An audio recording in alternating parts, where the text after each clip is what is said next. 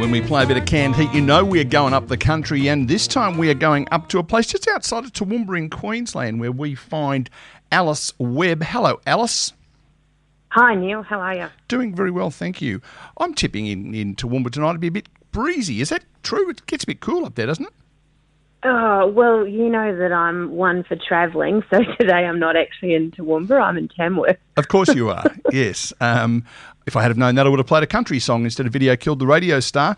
We are going to discover a little bit about you, and then we're going to talk about a special project you are working on and one that you are going to need some assistance with and give people an opportunity to become famous. Everyone's a winner, baby, ain't that the truth? I detect a Kiwi accent, am I right? Oh, well, yes, but I don't identify anymore because I'm a citizen of Australia now. Hooray. So I might have been here for 20-odd years, but there's still certain words I say that are rather Kiwi. Yes, indeed. But you came to Australia, well, as you said, 20 years ago, and fate, let's call it fate, had you become a photographer. Is that fair? Oh, I guess so, yeah. Mm. Yeah, I've lived and breathed agriculture for my whole life, and yeah, I was working in a corporate job that I really enjoyed it, but I just started to notice that we had poor images and videos and things for all of our marketing, so I decided to educate myself in the realm of photography and videography, and then took a giant leap and left the company and started my own business. Well, funny you should say giant leap, because on this day, we'll find this out a little bit later on, in 1969, there was a man called Neil Armstrong who took a giant leap as well. It must be a day for giant leaps. Is it actually on this day? Well, it was the 21st in Australia, but it was the 20th of July in the US, and that was where it counted, you understand. So technically it's not till tomorrow morning, but hey, don't let a fact get in the road of a good story. I like what you did there. And when you're growing up in the 60s, the only person that's famous is called Neil Diamond or Neil Armstrong, who's got the same name as you. You're right at home all these years later as well. But that's another story. Not here to talk about me. We're here to talk about you. So videography has become something of a passion for you, as has agricultural photography, and rather than keeping it to yourself, you have put in place a program where people can actually use your services if they are agriculturally inclined to either do videography or indeed photography. Yeah, that's absolutely right. And look, I haven't reinvented the wheel or anything here, so let's not make it out to be too extreme. But I guess I've looked at all of the stock imagery platforms that are out there, and a lot of them are very AI-driven these days, or very Americanized. And so I saw a gap in the market where we didn't have, sort of real, authentic Australian agricultural imagery and video footage. So I started AgriShots and have built up a pretty substantial library over the last sort of 12 or 13 years that, a lot of companies jump on and access the files that they'd like to use for their marketing, their websites, their newsletters, TV ads, all those types of things. And yeah, it's always really great to see it when they pop up. And I think the people that get the biggest kick out of it actually are the farmers. I always share it with them when they show up, and it puts a smile on their face. It's a small way that they feel acknowledged and recognised for the work that they do. Now, I read somewhere that all of your images are AI. That is to say, Alice's imagery. Is that correct? You can use that if you'd like to at any time. Okay. You're getting worried halfway through that sentence, weren't you? The special project that you are working on, keep in mind that this radio station is located approximately 15 kilometres out of Australia's second largest capital city. So it's not as though we are sitting in the bush understanding what's going on.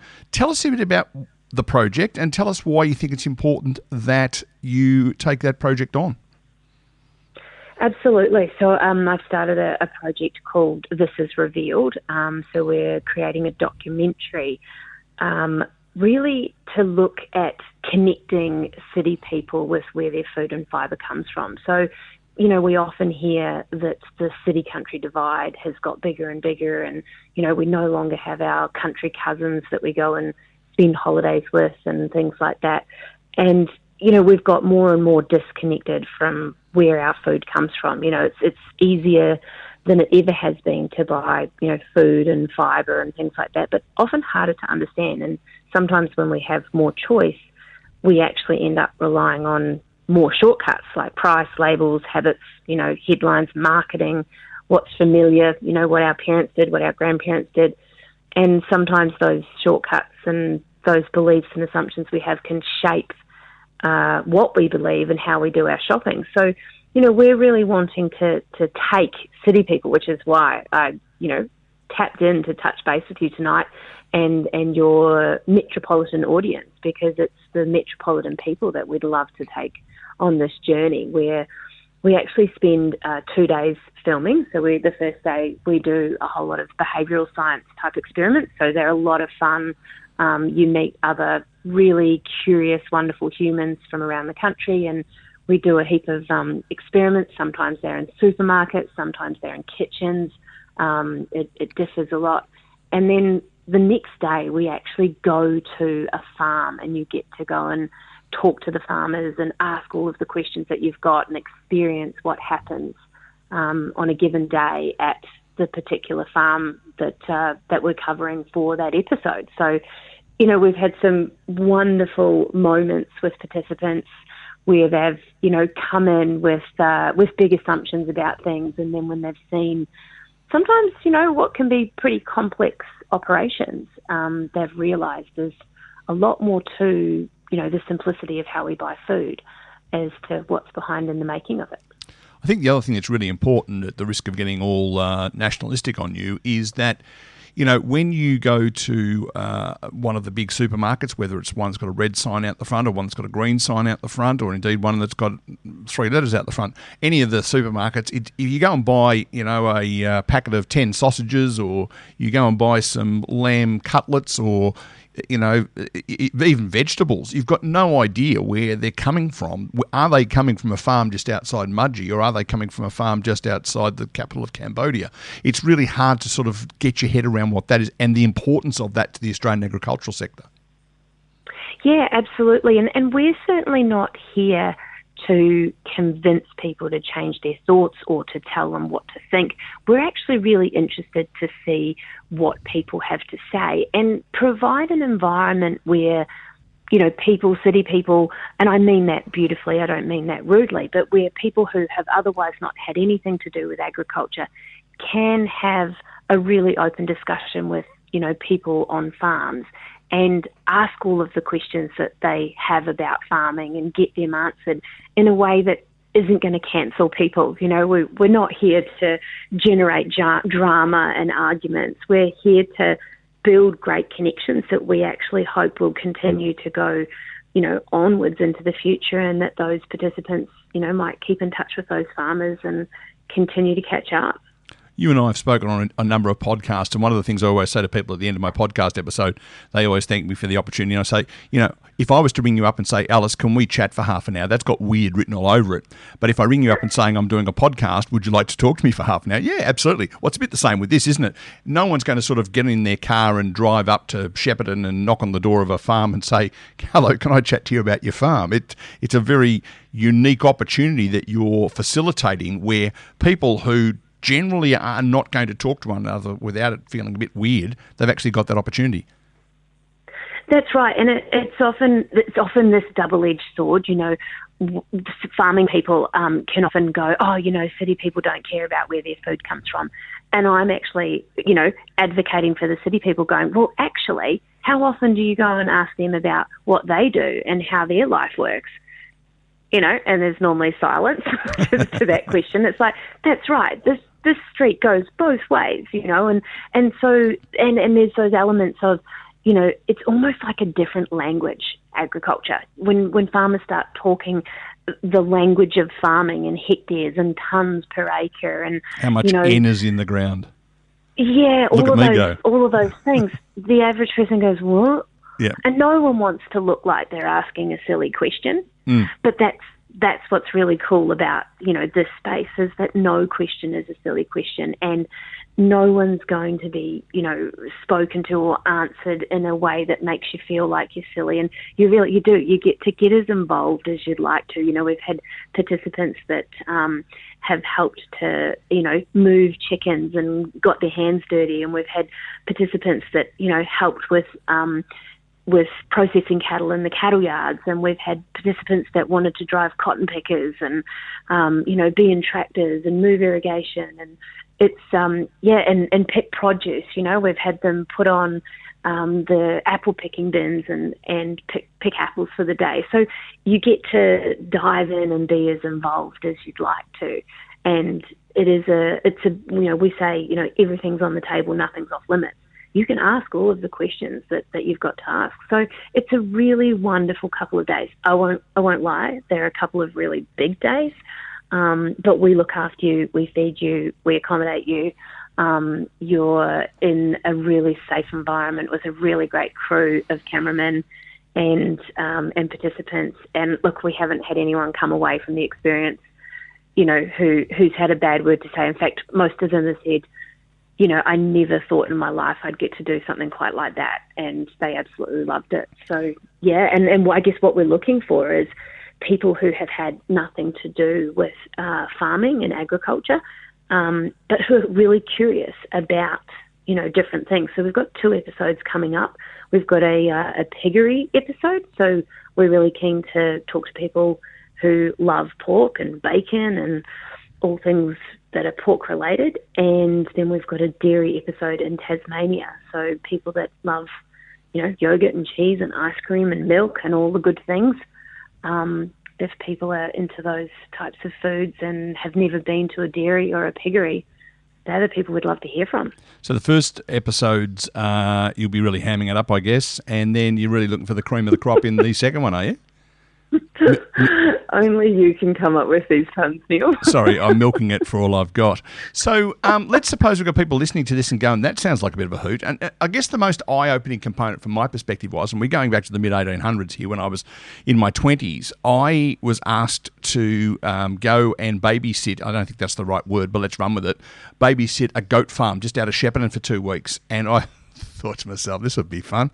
It wasn't fun. It was hard work, but it opened my eyes to what goes on in a farm and the importance of being there when there is bad weather and, the whole stuff around making sure there's feed available. It's disciplinary components of it as well. I just learned such a lot from those 2 weeks. It's only a couple of days, these episodes, but at least people are going to get a real taste for what goes on out there. Absolutely, and funny you say that about bad weather. So far, we haven't actually experienced any bad weather on our experiments or our episodes.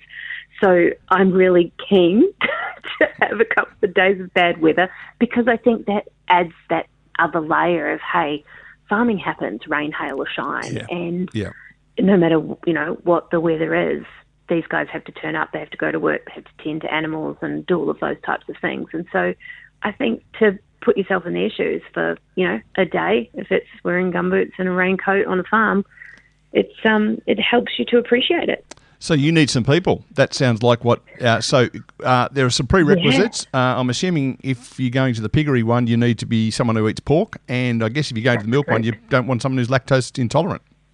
That's absolutely true, yes. So, and to have obviously never have been to a piggery or never have been to a dairy farm. Yeah, so this is really about revealing, should call it that, revealing what what goes on in the process from there's a pig running around to I think I'll have 4 slices of the Virginia ham sort of stuff.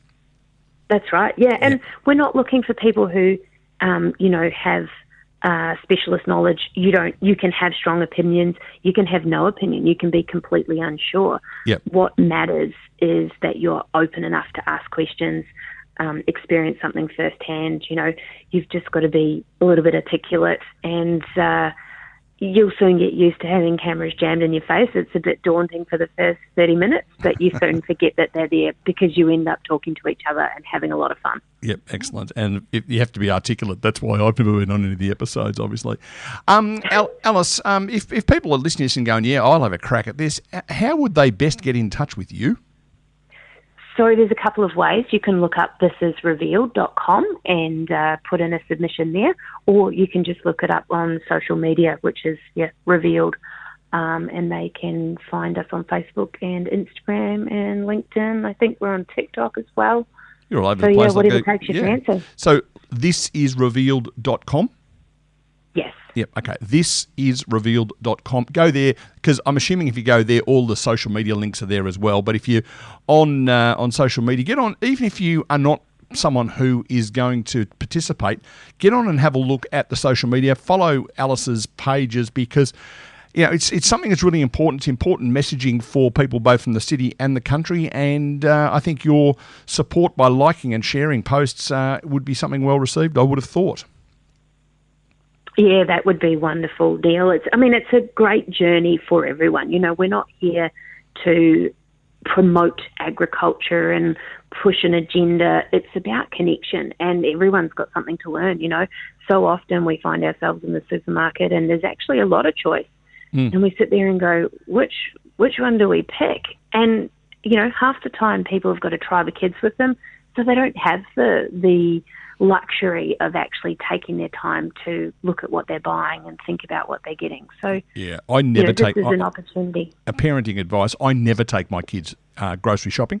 To be fair, they're 35 and 32 and they can do that themselves. But, it's an old joke. It was worth rolling it out just one more time, wasn't it? Alice Webb, thank you for being part of this circus that we call Monday Night Live. Thisisrevealed.com, or look for This Is Revealed on the social medias.